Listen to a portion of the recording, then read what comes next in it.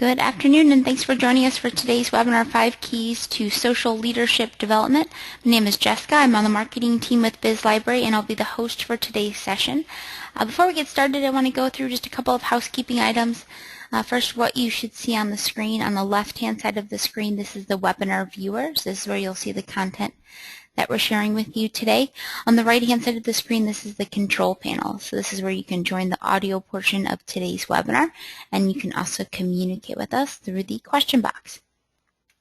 The default mode for the control panel is for it to collapse. If you want to open the control panel back up, simply click the orange box with the white arrow in it, and it'll expand for you. All of today's attendees are in listen-only mode. You can join the audio portion of today's webinar either through the teleconference line. You can also listen through your speakers. If you're going to listen through your speakers, I recommend either using a pair of headphones or a headset to get the best audio quality. We like to keep things pretty informal, so if you have any questions or discussion points, feel free to send those over throughout the webinar today. I like to weave them in as it relates to what we're discussing during the session, and then I'll also leave some time at the end for a Q&A. I am recording the webinar today, so I'll make a link to the webinar recording as well as the slides and follow-up information available on our blog after today's session. So that's bizlibrary.com/bizblog. I'll also send out a follow-up email within 24 hours. That'll include a link to the webinar recording as well as the slides and follow-up information. Happy to say that today's session has been approved for 1 hour CE credit for all of you HR professionals attending. I'll make a link to the completion certificate available at the end of today's webinar. I'll also email out a link to the completion certificate and that follow-up email that you'll receive within 24 hours. The most important thing is the program ID number or the activity ID number. That's what you need to record with HRCI. If you'd like more information on certification or recertification, I encourage you to visit hrci.org. Also, if you need some information on how to submit this activity for credit, I put an instruction guide on our website at bizlibrary.com/webinar. You'll see a link up at the top of the page. Again, my name is Jessica. I am on the marketing team with BizLibrary. I graduated from the University of Missouri-Columbia with a degree in journalism. I've been working in the training and development industry now for about 5 years. I'm very active in social media, so I tweet on behalf of BizLibrary at Twitter handle @BizLibrary, and then also on my own account at Jess L. Petrie. I'm also very active on LinkedIn, so I like to share a lot of articles and discussions around human resources, training and development, and marketing in general. So if you're on either of those social networks, would love it if you'd reach out and connect. Presenting with us today is Chris Osborne. Chris is the VP of Marketing for BizLibrary. He's also worked in a consulting capacity with a Paris-based leadership development consulting firm where he helped organizations design and implement leadership and executive development programs. He's been performing learning development and training functions formally since 2000 and informally for organizations since 1987. Chris has also taught courses on conflict resolution and discrimination and the HR management program at WashU in St. Louis. Prior to Chris's move into the business sector, he practiced law in the areas of labor, employment, and business litigation for over 12 years. He graduated from WashU School of Law with honors in 1987. So here at BizLibrary, we kindly refer to Chris as a recovering lawyer. Chris is also active in social media, so you can find him on Twitter at Chris Osborne STL, and he is also on LinkedIn. So I'm sure you'd love it if you'd reach out and connect as well. Just to give you a little bit of background on BizLibrary, BizLibrary provides the industry's largest and fastest growing collection of high-quality training videos and e-learning courses covering every topic area imaginable. So whatever training your employees need, you'll find it with BizLibrary. So content and learning technology all in one place. In addition to our content, we also provide a cloud-hosted learning management system and social learning application that help organizations streamline and simplify important learning and performance management processes. Our solutions have been recognized by Brandon Hall, trainingindustry.com, as well as eLearning Magazine. All right, so enough about us. I have a quick poll question to tee up some of the stuff for today. You should see the poll pop up on your screen in just a minute. So This first question, so how would you describe your organization's leadership approach?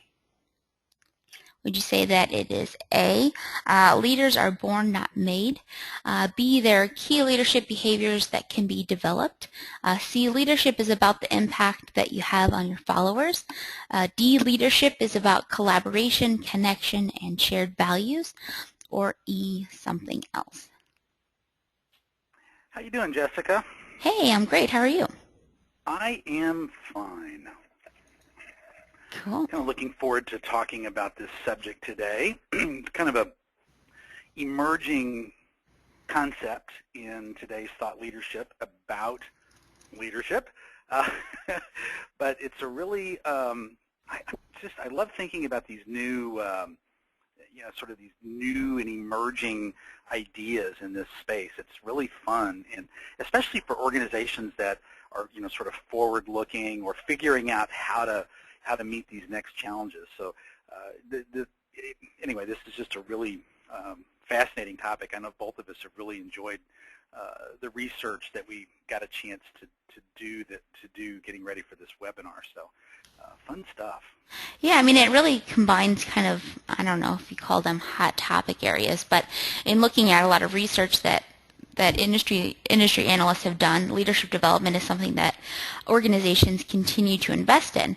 And then couple that with the idea and the popularity of social networks and social media and the idea of social learning makes it something that's super relevant and like you said, Chris, super exciting for you and I to talk about. Yeah, I agree completely. Yep. All right, cool. I'll go ahead and close the poll out. Again, we love it when we get questions and discussion points and comments, and so continue to send those over throughout the session today. All right, so it looks like today's attendees, 40% said there are key leadership behaviors that can be developed. 36% said leadership is about collaboration, connection, and values. 14% said leadership is about the impact that you have on your followers. 8% said something else. If you chose something else, let us know what that is, if you don't mind. And then 3% said leaders are born, not made. And I'm going to put on my professor hat for a second because I don't get to do that too often. Usually I have to put on my lawyer hat, so I'll leave that one in the mud for today. All these answers are right. There isn't really a right or wrong answer in this. The fact that 40% talk about there are key leadership behaviors that can be developed indicates just how lasting the influence of the thought leadership from the 60s and 70s remain today, because that's really when that idea really began to take root. And I happen to agree with that. I think that we can do that. I also think that some leaders are born. I think some people are just naturals at it. I also agree that it's about impact, and particularly in this environment, which is part of what I'm so excited to talk about today, is we're seeing the emergence of an emphasis on connections, shared values, and collaboration. So like Jessica said, if you put something else, let us know what that is. This is a subject that I really love to talk about. There's a really cool book out there by a guy named Mike Myatt, M-Y-A-T-T, called Hacking Leadership. He's a fascinating thinker. He's real provocative, so I'll just put that disclaimer out there up front. But he has this neat quote. He says, everyone seems to have an opinion of what constitutes good leadership. But he says if it's so easy to identify and define, then why does it seem so hard to come by?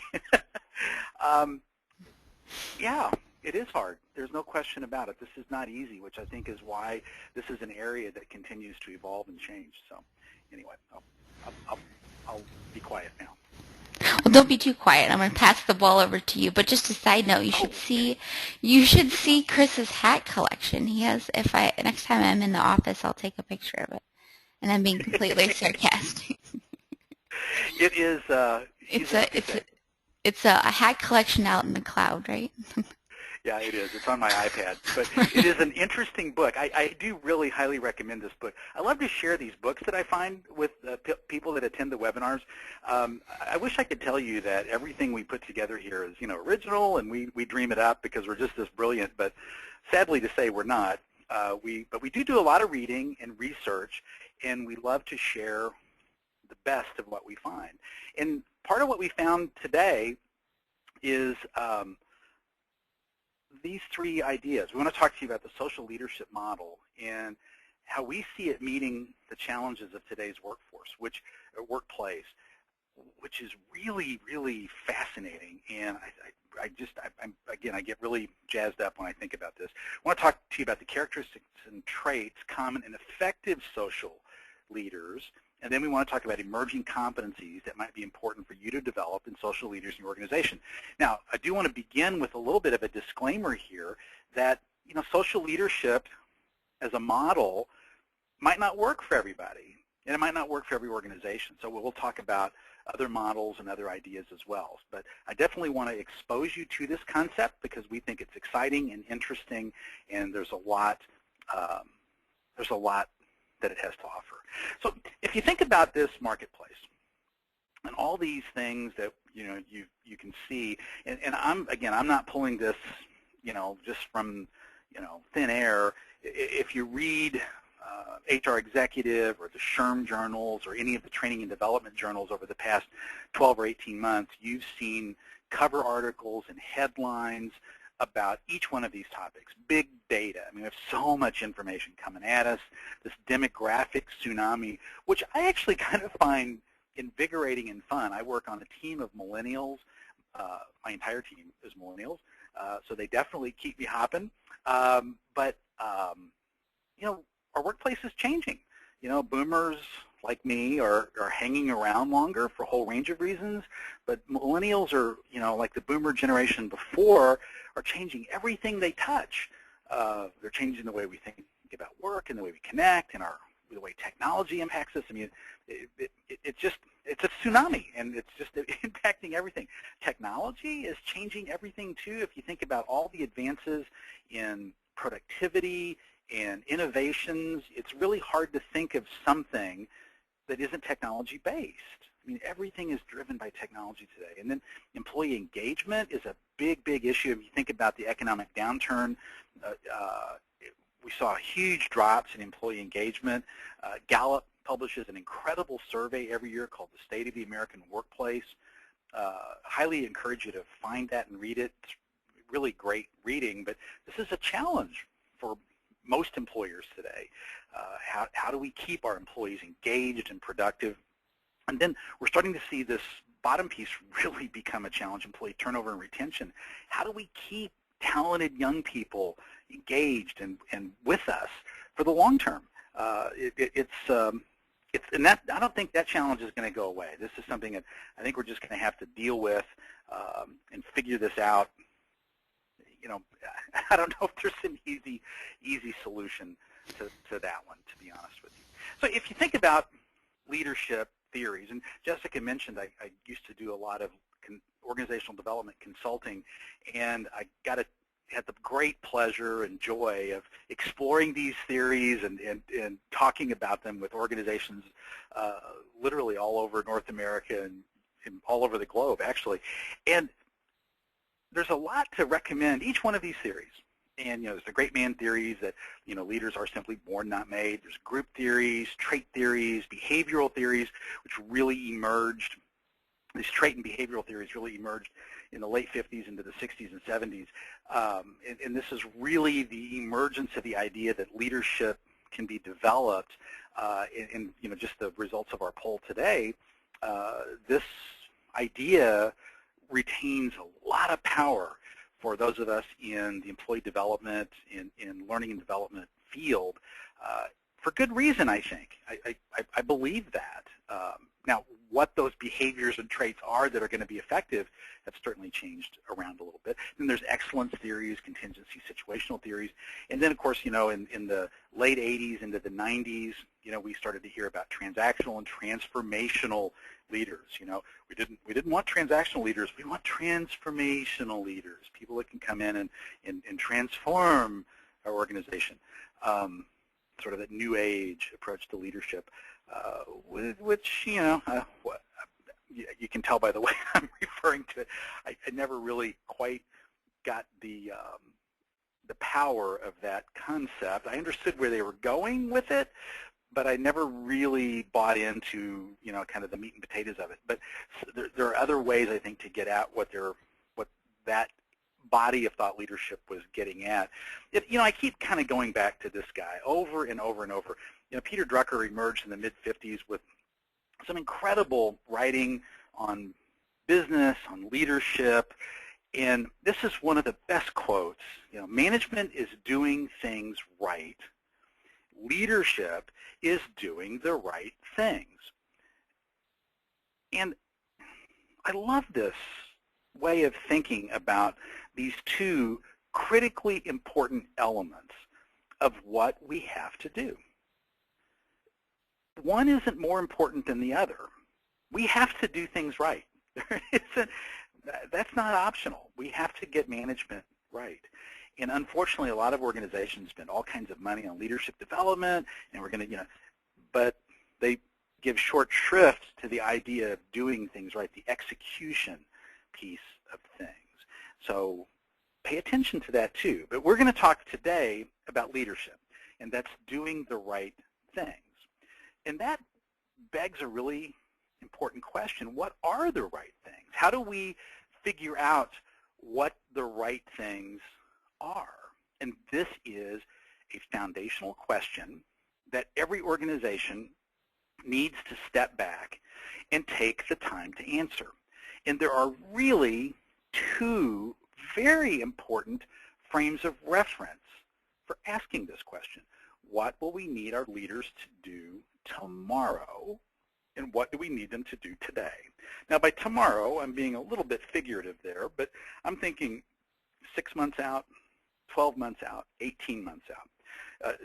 Jessica, you found a fabulous infographic at LinkedIn that had, I think it was 10 different jobs on it about, I'm going to let you explain the infographic. I know we didn't include it here, which is not critical, but the gist of the infographic was that these jobs didn't exist 5 years ago. Do you want to explain it real quick? Yeah, so I'll after I'm talking, I'll grab the link to it because it's kind of funny. But it's the idea that this isn't a matter of like 5 years, that there's these 10 jobs that we're all familiar with now. So like things like a Zumba instructor, you have a digital marketing specialist, you have an Android developer, a data scientist. So I mean, there's all these kind of jobs that are really relevant, and I'm sure that a lot of people hold these titles now, but this isn't only in the span of 5 years.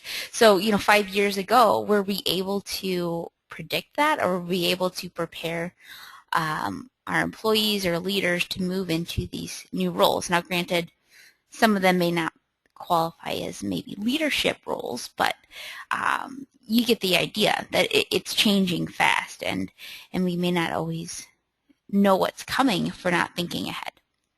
Yeah, that was exactly the point I was wanting you to get to. Exactly. Perfect. I mean, jobs are emerging in the future that don't exist today. We don't know what they're going to be. So what do we need our leaders to do in the future? How do we prepare them for that kind of work environment? Well, you can. You really can. And we'll talk about that in a little bit. But that's part of the challenge with leadership development today. Part of our job as learning and development professionals is to help build the skills in our leaders and employees to acquire the ability to perform jobs that don't exist today. And that is a major, major change from traditional approaches to learning and development. So this is that's why I think this is such a fascinating and interesting question. Now, one way to get at this question, the what are the right things, is to conduct an old-fashioned SWOT analysis. And as a consultant, we used to do this with organizations all the time. And if done well, a good SWOT analysis can reveal so much about your organization. Again, you have to ask good questions. And if you ask good questions, you're going to get good answers. But SWOT is an acronym for strengths, weaknesses, opportunities, and threats. And what you can learn about your organization by doing a good SWOT analysis can help you figure out what you need, what the right things are, both for today and in some ways for tomorrow. So your strengths, what do we do well today? Will our strengths prepare us for future success? You know, that's one of those, okay, so let's build on our strengths. You know, weaknesses, what do we do poorly and why? And can we do less of it? And what steps must we take to either improve or minimize risks? You know, an important leadership challenge. Opportunities, what are greatest opportunities for growth? And more importantly, are our strengths aligned to take advantage of them? Or do our weaknesses stand in the way? Then how do you remove that? And threats, where are we vulnerable? Are our biggest threats external or internal, market-driven or competition, lack of talent or not the right talent? So there's all kinds of different threats that may be out there. I'm just suggesting a few. But a really objective, clear-headed SWOT analysis can really frame your answers to those critical questions. You know, management's doing things right, leadership is doing the right things. Well, what are the right things today? What are the right things tomorrow? So really, really wonderful way to get at that. So the next piece of this, once you've kind of begun to think that through, is what's the right leadership model for your organization? What is it that you need your leaders to do, one, and two, how do you need them to accomplish those things? And this will vary from organization to organization. There's going to be cultural anchors that are going to help answer that. There are going to be talent anchors that are going to answer that. What do you know, what's going on in your organization? But here's a potential way to get at this. Now, again, thinking about this marketplace, the big data, the rapid changes, all the things that are going on, this is just a high-level explanation for social leader. Jessica, I see a lot of questions and comments going, and I see a question that might be pertinent that we should take now. Do I see one? Yeah, there's this question from Kate. She asks, can you define an appropriate leadership ratio between looking within the organization and looking outward toward the external environment, so like your customers and competition? So I'm not sure I'm getting the right context. Does this mean for leaders to bring in? Are we talking about the SWOT analysis? Do you have a sense of what the... I can ask for some feedback, but to me, my interpretation of it is that looking at like the SWOT analysis. So how much of it are you looking at your own internal strengths and weaknesses compared to the external factors that your organization's being faced with or that your leaders are being faced with? Outstanding. Okay, so the top part of the model, strengths and weaknesses, those are internal, okay? What do we do well and what do we do poorly? That's the internal examination. Opportunities and threats are external. So where can we grow? Do we have opportunities for innovation, new products, new processes? You know, where's the market at? You know, or is the competition weak in this area? Is the competition strong? And the threats, that's also external. Where are we vulnerable? Our biggest threats. Now, if you have internal threats, that is important to look at, but that would probably be more linked to weaknesses. If in the consulting world, we would have let people go there, and I would have ultimately moved that sticky note up to weaknesses. But the threats are typically market-driven competition, a new product.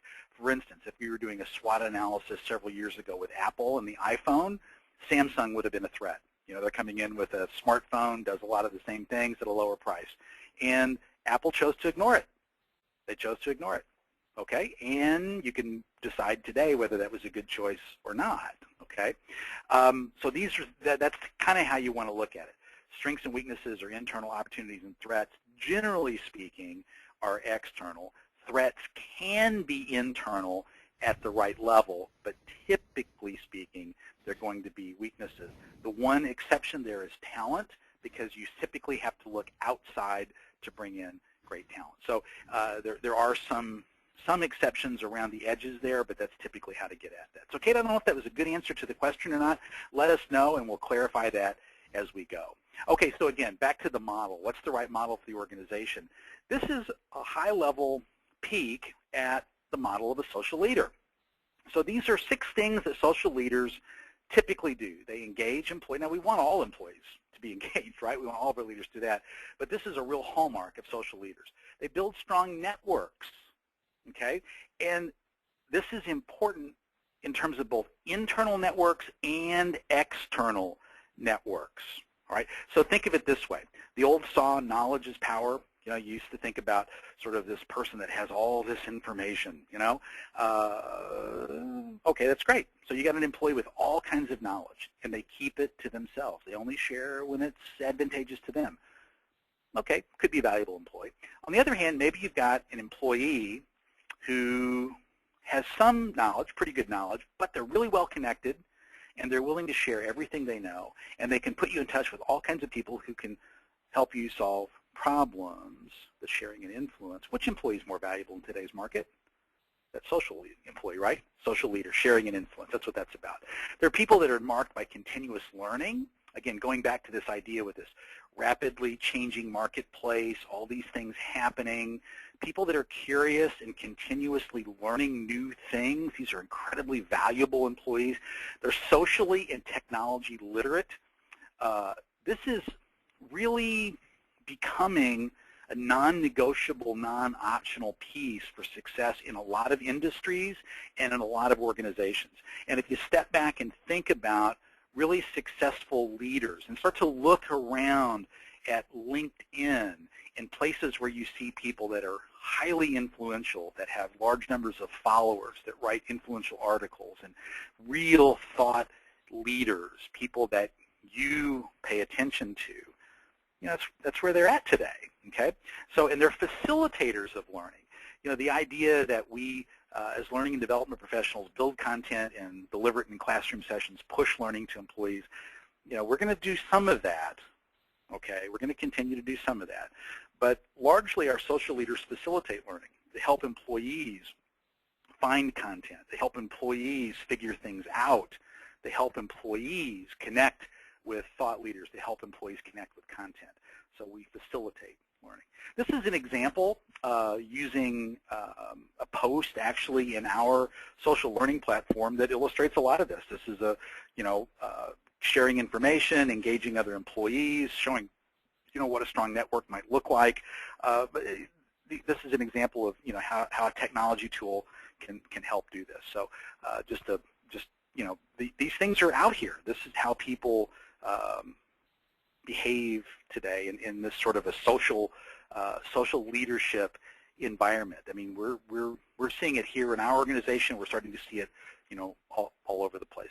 So the kind of skills that you need to master as a social leader, and this is the sources from talentculture.com. Again, this is a model that we're starting to see written about and, you know, published information in a lot of different places. And this is actually a really good one, talentculture.com. You know, the ability to recognize nonverbal cues. And I refer to emotional intelligence a lot when I talk about management supervisor, important skills to have for success in today's environment. That's a really big piece of what that's about. But recognizing nonverbal cues. Interact regularly. Again, a social means exactly what it says, social. You got to be out there. I know people get surprised. I'm certified in Myers-Briggs. I don't put that on much of my information because I'm not necessarily a big fan of it, but for a whole range of reasons that don't have anything to do with today's session. But my profile in Myers-Briggs kind of shifts around a little bit. But the one part of the Myers-Briggs where I consistently test out really, really close on, you know, one or the other, I could go either way, is extrovert, introvert. I know that surprises a lot of people that know me, but I kind of refer to myself as an extroverted introvert. And people that are around me a lot, you know, I'm pretty verbal, and I know I seem like I'm very extroverted. So you see me at conferences or you see me at meetings, and I've got tons of people to talk to me, and but I interact regularly with people. And I consider myself close. Maybe I'm not completely a social leader, but I think I tend to this space. But I energize. I need a lot of downtime, a lot of time to think and reflect. I do a lot of writing, which are hallmarks of introverts. But those extroverted traits are real important to social leaders, and there are ways to get that. Openly discuss values and purpose. We do that here in our marketing team and at BizLibrary a lot. Encourage a community presence, and this is not just in terms of your physical community, although that's important. I'm talking about a broader, virtual community too. And be authentic. You got to be real. This is a big piece of this. You can't. People smell a fake a mile away. That's a big piece of this. This is another great piece of work, the pursuit of social business excellence. These are the common traits. I love some of this. Pragmatic optimist. What a great way to think about it. Inspirational, forward-looking. I love that one. And look at that last one.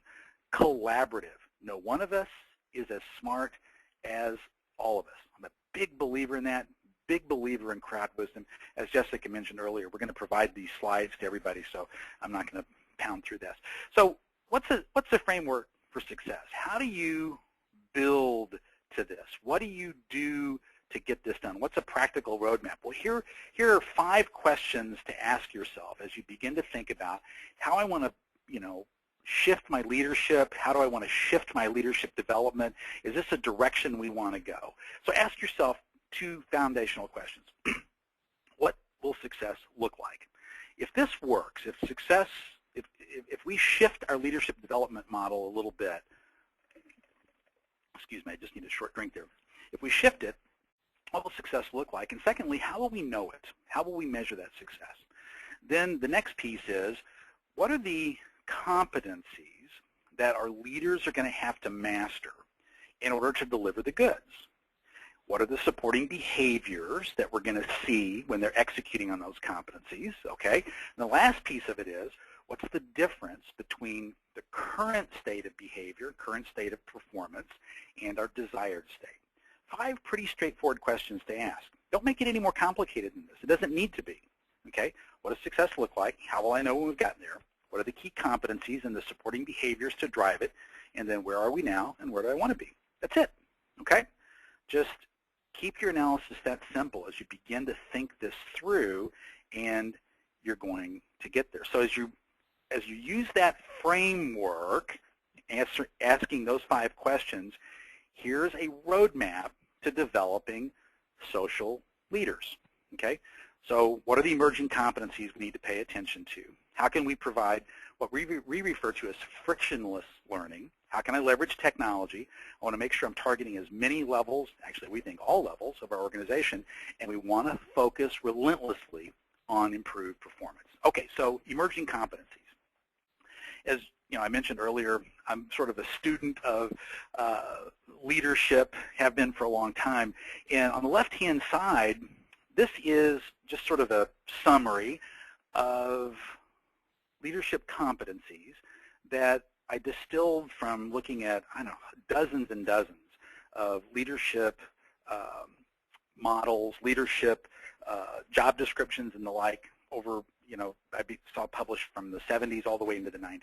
And you'll see these 5 kind of key pieces in one variation or another repeated over and over and over. And I'm not saying that these competencies are no longer important, but this is typically how we've traditionally seen them stated. We want vision, interpersonal skills, the ability to develop others, intelligence, and character.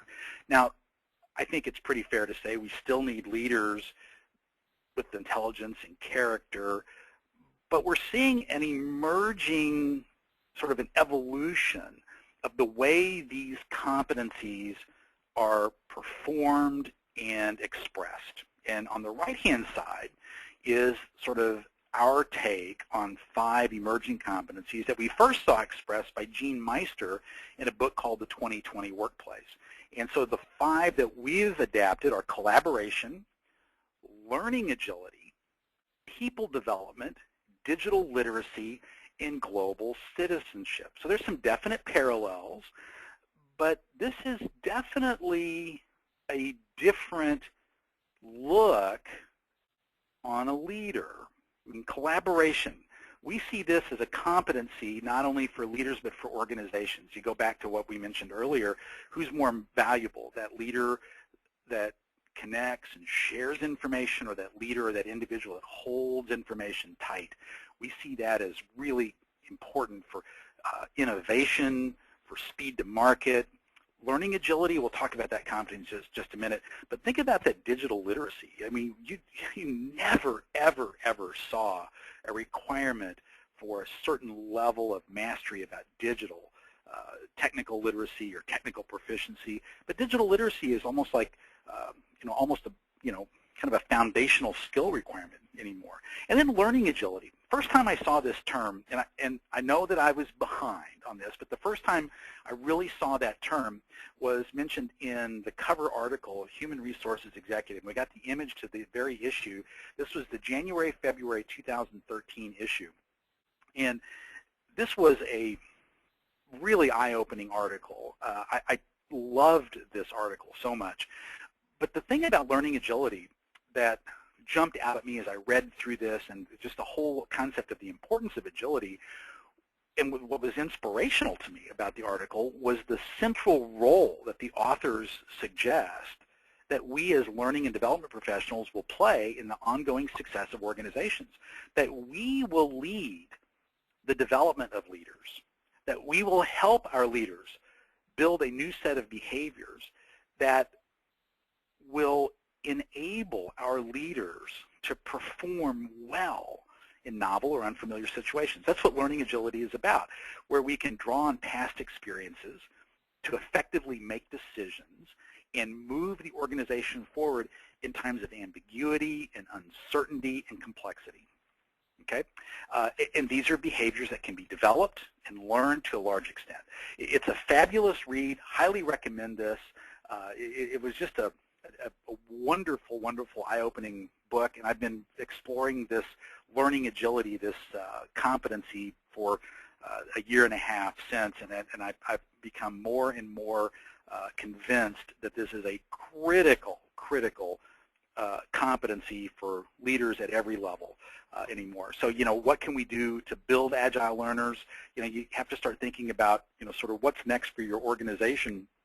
And if you're not able to answer that, learning agility becomes really important, doesn't it? Because if you can't answer that clearly, what's next in 24 months, and many of us can't, you're going to have leaders and organizations that are agile, that can in fact perform when you don't know for sure, right? We're going to have leaders and organizations and employees that can acquire the skills to perform jobs that don't exist today. So learning agility is going to be a key competency for success in that kind of an environment. So it's just a critical thing. So the next piece is frictionless learning. This is a phrase coined by Dean Fichet, the president of our company, which I totally love. And basically the idea is to remove as many barriers as possible between the learner and the content. We want immediate access to content. The content's got to be, access has got to be reliable, the content's got to be reliable, the content's got to be relevant, and we got to provide high quality content that answers questions that employees need answered right in the moment. But think of it frictionless. I just love the way that phrase works in terms of just smoothing it all out. It just, I need content, I can get it right now, right then. That's a really great way to think about it. We just want to remove the barriers, make it smooth and easy, which requires a sort of a next generation of learning strategies that's characterized by these traits. We have a whole ebook and a webinar on this, but align with organizational goals, an awareness of our culture, a performance analysis, a new take on content strategies, just a really different way of getting at that in order to deliver that frictionless learning environment, which of course gets us to the next piece. In order to do that, we're going to have to figure out how to effectively leverage technology for training and development, for communication and networking, and for managing remote and offsite employees. Jessica and I are a great illustration of this. Jessica lives and works from her home office in Chicago. I work in St. Louis. We've been doing this now. How long have we been doing this together, Jessica? It's got to be at least 2 years now, isn't it? I think like 3 years. I think about 3 years now. Time flies. It does. Well, but you know what that tells you, though, how seamless this has been. You know, and we can't do this without the technology platforms that we use in terms of social, you know, the learning tools that we have, the way we can share content, the way we can connect. And we're not unusual. We're a small organization and we have remote employees. This is becoming more and more common, so we're going to have to get comfortable with this. So how are you leveraging technology to create that frictionless learning environment for your employees, to eliminate the barriers between learning in the moment of need, to eliminate the barriers between content and employee, eliminate the barriers between content and improved performance? Those are the things that you have to start thinking about, and technology can help you do that. Then the next critical piece of development, sort of this development plan, is to target multiple levels. Now, 3 of these levels are real straightforward and easy, right? Executive development, clear as a bell. Mid-level management, clear as a bell. Frontline and new managers, we understand the value and importance of that. Supervisors, managers, they hold the titles. We understand that that's a critical piece of it.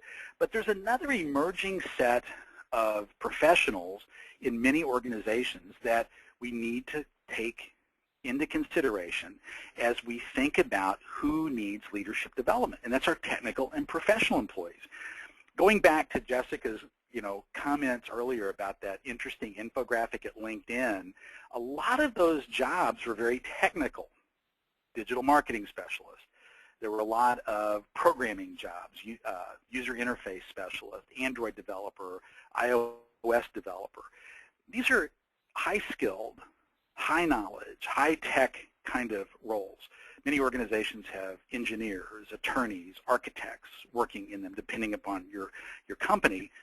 Well, these folks may or may not have other people reporting to them, but they may lead projects or lead the organization with respect to outside projects or outside vendors, and we need to start thinking about how they function in those roles more broadly, and having them understand how to do so from a social leadership perspective using that model might be very helpful and might move their performance in a different direction. So don't leave those technical and professional folks out in terms of your development efforts. I think it's a really important piece of the puzzle that some organizations, not through any problem or mistake, it's just sometimes you just kind of go, oh yeah, that I hadn't thought about that before, but it's an important piece of the puzzle. And then the 5th and final element of this is a focus on performance and performance improvement. I love learning. Consider myself, and maybe I'm not, but I'd like to think I'm curious. I'd like to consider myself a continuous learner. I've certainly remade my career many times by learning new things. And that's fun. I like acquiring new knowledge for the sake of learning new things. But from a career perspective, learning new things for the sake of learning new things may make me feel good for a day or two, but it doesn't do anything to promote my team's performance. It doesn't help me, guide Jessica or guide the marketing team to better levels of performance. I have to improve my ability, my skill as a leader, so that our team, and by extension, my organization, can improve its performance. You have to stay relentlessly focused on this. It's real easy to get scattered. There's so many things going on. Think of this world of big data. There's just all kinds of stuff happening out there, and it's easy to get distracted. Stay focused on improving performance. That is just absolutely critical. So how do you do that? Going back to the Peter Drucker's deal, management is doing things right. Leadership is doing the right things. So you want to stay focused on doing the right things. And you can do that. What are the strategic business benefits of what we're trying to accomplish? What are our goals? How do I support organizational goals? How can I build to organizational success through what I'm doing? And when you can get your leadership team asking those kinds of questions, providing that kind of a framework for decision making, you end up with a whole interesting set of things beginning to happen. You end up with appropriate risks being taken. And, great businesses take risks. They take calculated risks, appropriate risks. Many times they pay off. Sometimes they don't. But when you're taking risks in the right places, you're taking the right kind of risks because you've made the right kind of decisions based upon the right kind of questions, you're going to be okay. When you take risks because you've asked the wrong questions, that's when organizations really get derailed. That's when careers get derailed. That's when teams get derailed. So you have to stay relentlessly focused. What are the strategic business benefits of what I'm doing? And that's what Peter Drucker was getting at. Management's doing things right. Leadership is doing the right things. And that's a big part of what this is about. As leaders, we focus our energies, our efforts, the energies and efforts of our team and the employees around us on doing the right things. And how will we know that we're successful? That's the other piece of this, to provide that guidance not only to ourselves, but to our teams, to everybody around us. So this is a big piece of it. So you can't have performance be, well, we're going to be a little bit better at marketing, or we're going to be a little bit better at human resources. No. How will you know it? How can we measure it? This is a part of the learning and development profession that we're not always good at, but you have to get there. How will you know it? What will success look like, and how will I know it? So that's the other piece of that focus on performance. It's a big piece of it. So there are ways to do this. Learn while you work while you learn. There's a range of ways to get here, and you're really, in a way, only limited by your own imagination. In terms of building this kind of approach, job rotation works really well, particularly for young and emerging leaders in your organization. Task force or project teams, you'll be amazed what can happen when you turn a bunch of motivated people loose on a project or an issue that your organization is facing and let them run. Action learning projects, we know from adult learning theory that we learn best when we get to apply what we're learning. So make sure you're providing lots of opportunities for that. Teach your managers and supervisors how to do that for their employees, and you're going to see big impacts. Build mentoring programs into your organization. Again, it's a pretty low cost but high impact way to really amplify the effect and impact of your training program. There's some really good resources out there to help you do that. And again, low cost to high impact mentoring programs can really help. Jessica found this quote, one of my favorites that we found: experience is a hard teacher. She gives the tests first, the lessons afterwards. But what a great way to think about it, One of the things that we've learned over the years, and those of us that have been in learning and development for a while have seen the 70-20-10 rule, the 80-20, whatever you want to call it, but the idea that we learn most of what we need at work outside of formal training through experience, through social learning, from each other. Experience is a hard teacher. She gives the test first. But the trick is, the real trick, is the last part of that. It's the lessons afterwards. It's perfectly fine to stumble, to get a bloody nose, to make a mistake. There's nothing wrong with that. There's nothing wrong with making mistakes. In fact, if you'll learn the lessons afterwards, mistakes should in fact be an expected part of every employee, every team, and every organization's growth. If we're not making mistakes, we're not trying hard enough. If we're not making mistakes, we're not taking any risks. We're playing things way too safe. Going back to what I said before about making decisions and taking appropriate risks, as long as the decisions we're making are framed by Drucker's guidance, doing the right things, we're going to learn the right lessons. And the next decisions we're going to make are going to get us closer to the right end game. All right, that's the idea.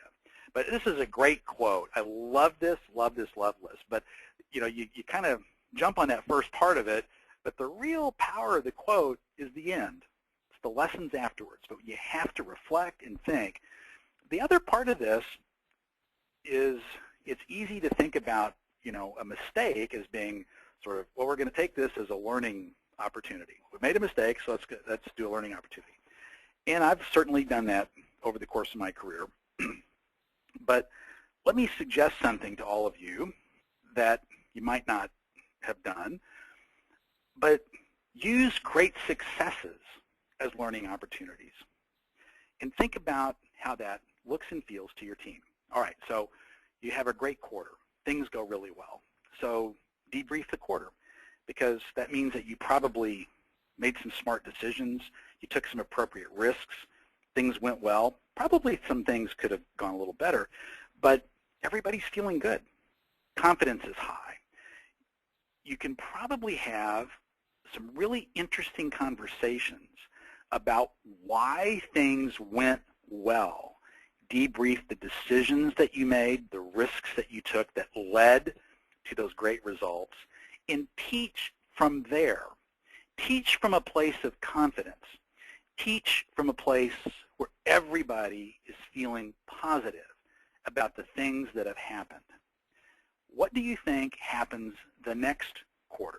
Are people going to behave and work from a place of confidence and feeling positive about what's going on, as opposed to using a bad situation or a mistake as the learning lesson?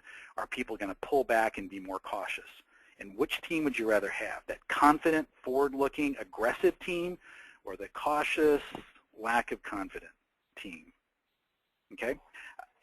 Trust me, using wins, using big wins as learning experiences can in many ways be a far more effective teacher, far more effective way to learn the lessons than a negative one. So our approach to learning, again, we were recognized by the Leadership 500 Excellence Awards, so this is just the way we've got at this. This isn't necessarily the way everybody has to, but sort of identifying our core competencies, continuous learning, accountability, collaboration, our goals and objectives, and this is just sort of how we've laid this out. So again, you have access to these slides. You can use this type of a model for yourself. Develop first-time managers and build bench strength, senior leadership to focus on strategic initiatives of the organization, which has worked very well. We have got blended learning experience, and here's how we're measuring success. And this has worked for us, but you can see that we've laid it out pretty clearly. I refer sometimes to our organization as adhering to the Little Rascal School of Management. Hey, let's do a show. But sometimes that creates a sense of agility. We can move quickly. But for this situation, we've really got a pretty good plan, but we took the time to think this through a little bit, and it's worked for us. So the key points, the key takeaways today: we work in a fast-paced world, so what influences and pressures are pounding on your workplace? What things are keeping you up at night? So take the time to understand your strengths, weaknesses, opportunities, and threats. And if you focus on your leaders, you can become more agile organizations, be prepared for whatever faces you. In social leadership development, it's an emerging model that focuses on collaboration and values that we think are important for success in today's workplace. So hopefully there's some value in that for you too. All right, Jessica, I'm going to turn it over to you. And you liked that Little Rascal School of Management, did you? Yeah, that's the first that I've heard that, but it made me laugh. Yeah, let's do a show. Okay. Yeah, that made me laugh. So don't want to get in the giggles now. Still got some talking to do. All right, so one of our goals as a learning and development provider is really to help you provide the resources and support that you need to deliver that frictionless learning experience to your leaders and the employees across your organization. So here are some recommended resources. They're within the BizLibrary collection. They're called Leadership Lesson Videos. So they're just-in-time, informal learning solutions that it makes the experts in these different videos. You get different, insights. You get actionable kind of takeaways. I like to kind of start the morning with it, so maybe I want a different perspective, or I want to get my day started in a certain way. They're all kind of short and can get you moving, get you inspired. So these are some that I recommend. Some specific ones I've outlined here are one called Let Managers Learn from Their Mistakes. So this could be something, a good exercise or good video to assign or give to your management or leadership group. And then this other one is leadership lessons, so you must ask the right questions to adapt. So again, Chris was saying that how important it is to really understand the questions that you need to ask in order to get really good answers and be able to improve your organizational performance. So this video will kind of help tee that up. These courses and more are all included in the BizLibrary collection. There are more than 7,000 courses. Those are both videos and e-learning courses, and it's set up in a way that your employees get unlimited access. So if you'd like to try out any of the resources that I recommended today or any of the other training resources in the BizLibrary collection, you can do so. Just let me know. I'll put up a poll question and we'll set you up if you'd like to do a free, no obligation trial of any of those. All right, so the poll should be up. I'll leave that up for just a couple of minutes. Is there a specific question that you want to start with, Chris, or I have one from Marissa if you'd like me to give that one to you also. Just go for it. I'll take whatever you've got. All right, so this one's from Marissa. She says, any advice when you have someone with specialized technical skills in a leadership position who resists interaction with those that report to them? Yes. So it's a leader in, yeah, and so it's that kind of new and emerging leadership role of a technical exactly. professional. Yeah, it's actually a spot-on question, and truthfully, I would imagine that there's a lot of folks that have this exact same problem, which is one of the reasons that we're such a fan of, this population of employees being a part of a development program. These are people that are really bright. They are critical to many organizations' success. They have very specialized technical skills. What likely has happened with them, and I'll speak for my own former profession very clearly here as an attorney and having worked with a lot of in-house counsel, they have very specialized body of knowledge and a very specialized body of skills, which probably doesn't include leadership, supervision, interpersonal skills, emotional intelligence. So I'm not surprised. So those are the kind of things that you're going to have to help them with. Kind of think of them as sort of entry-level managers and supervisors. So sort of think of them as needing those sort of foundational managerial skills. That's really a great way to kind of think of it. These are folks that are going to need, in some cases, business acumen, interpersonal skills training, soft skills training. Those are really, really going to be very valuable, I think, in terms of improving the performance and impact of those extremely important employees. I mean, you need them to function at a good level, so don't scrimp on that. Go ahead and spend the time and money to help them be successful. I think you'll see the payoff be pretty big.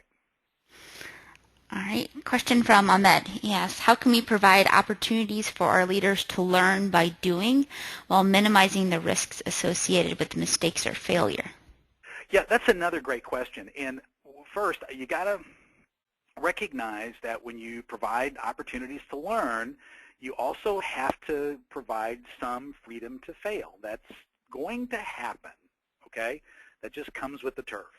So just let go of the idea that everybody's going to perform perfectly. That it's just not going to happen. That's the first thing.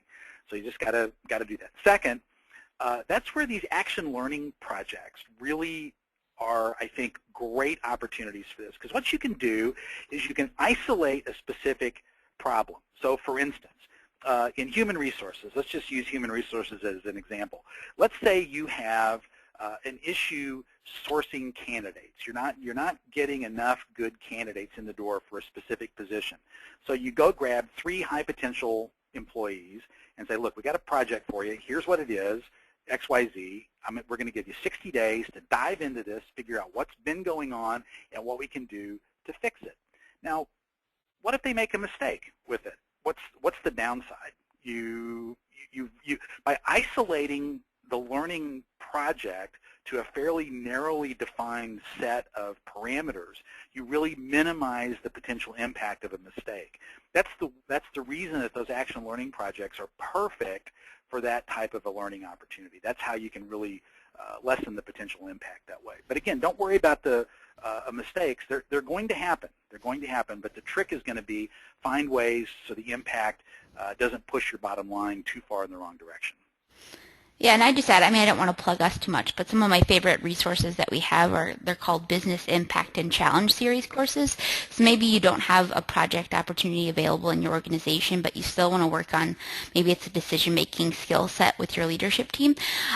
They're these Impact and Challenge Series courses that they're about 15 minutes. They're like 8 to 15 minutes in length, but it'll set you up to where you're given the background on the situation. You're able to access like voicemails and videos and emails, and basically you're set up in like a desk or whatever kind of setting you're in, but you're then taken through all these different decision-making steps and you're given feedback based on your decision. So they're kind of a cool, coming from millennial, I like those kind of more interactive kind of things where you're kind of given control and you can take step by step. But those are some other ones that I'd recommend if you don't have a project opportunity available for your leaders in your organization to do that kind of learn by doing stuff. Yeah, that's a great suggestion, Jessica. Thank you. Yeah. Okay. Sorry to keep going a little bit too long, so we're right on time. So I'll go ahead and wrap up some things for today. For those of you that are attending for HRCI credit, put a link into the chat panel on the right-hand side of your screen. I'll also email out a link to the certificate in the follow-up email that you'll receive within 24 hours. I know we shared a lot of resources and books and links and stuff in today's session. I posted all of those on our blog at bizlibrary.com/bizblog, so you should be able to access those after today's session. I'll also post the recording up there this afternoon. We host these webinars every week. They're free to attend. They're pre-approved for CE credit through HRCI, so hope you'll consider joining us for a future webinar. Next week's session is on succession planning and the development of your high potentials. So again, thank you so much for attending with us today. Thanks, Chris, for presenting. Yeah, thank you all for attending. We really appreciate it. Have a great rest of the week, and we'll see you soon, I hope. Bye-bye.